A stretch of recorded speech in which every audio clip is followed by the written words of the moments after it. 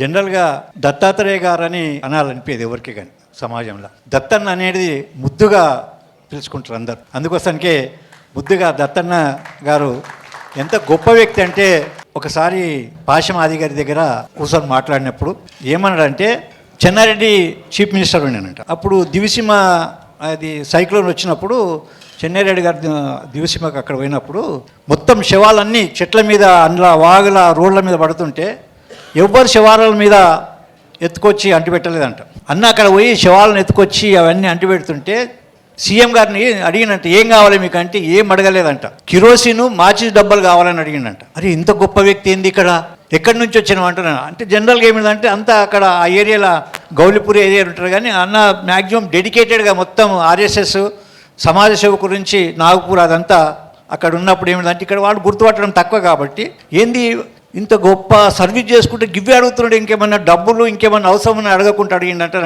అడిగితే నువ్వు ఇంత గొప్ప వ్యక్తి ఎక్కడ మీది ప్రాపర్ అని అడిగిండట. అన్నప్పుడు లేదు నాన్న హైదరాబాద్ అంటానంటే, నువ్వు ఎక్కడ ఉంటావు అంటున్నట్టే గౌలిపూర్ అంటే అప్పుడు మాట్లాడు, ఎందుకంటే మహారాష్ట్ర టైపు లేకపోతే హిందీ ఎక్కువ మాట్లాడుతున్నప్పుడు ఆ విధంగా అర్థం చేసుకున్నారంట.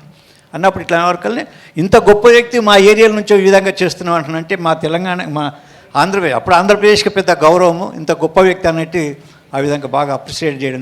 ఇంత గొప్ప వ్యక్తి ఏమిటంటే సమాజంలో అట్టడుగు వర్గాల వారికి ఏం సర్వీస్ చేద్దామని ఇంత ఏజ్ వచ్చి ఇంత వచ్చేసినా కూడా తను ఒక మార్గదర్శకంగా ఉండి గైడెన్స్కి ఇచ్చి ఒక గొప్ప వ్యక్తిగా సమాజంలో అందరినీ తీర్చిదిద్దాలని, అందరిని ఒక లెవెల్లో తీసుకురావాలని ఉద్దేశము, తపన అనేది చాలా గొప్పది. అటువంటి వ్యక్తుల దగ్గర మనం ఉండడము, వాళ్ళతోటి బ్లెస్సింగ్ తీసుకోవడము, వాళ్ళతో కలవడం అనేది మన సుకృతం. ఎందుకంటే నవే డేస్ లోపల సర్వీస్ మోటివ్ ఉన్న వాళ్ళు ఇంత గొప్ప వ్యక్తుల వాళ్ళు లేరు, ఇక ముందు కనిపించరు కూడా. ఏం మానిటర్ బెనిఫిట్ ఏముంటుంది, వీళ్ళతో ఏం అవకాశం ఉన్నది, ఏం అవసరం ఉంటేనే పోయి కలుస్తారు, కానీ ఇటువంటి వ్యక్తులు అనేది మనం చాలా తక్కువ మంది చూస్తాము.